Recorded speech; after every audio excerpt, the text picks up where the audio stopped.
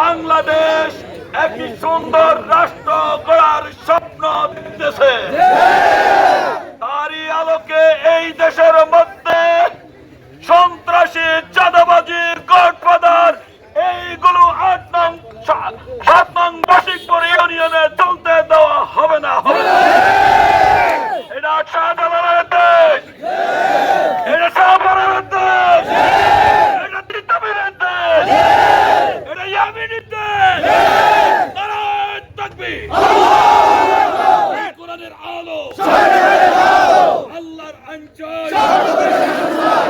প্রিয় বন্ধুগণ, আপনারা জানেন আমাদের এই ইউনিয়নে ফ্যাসিস্ট গডফাদার ছিল। আমরা সেই গডফাদার আর চাই না। আমরা আল্লাহকে ভয় করি, আমরা কোন বাতিলকে ভয় করি না। আমরা একবার ধর্ম গ্রহণ করেছি,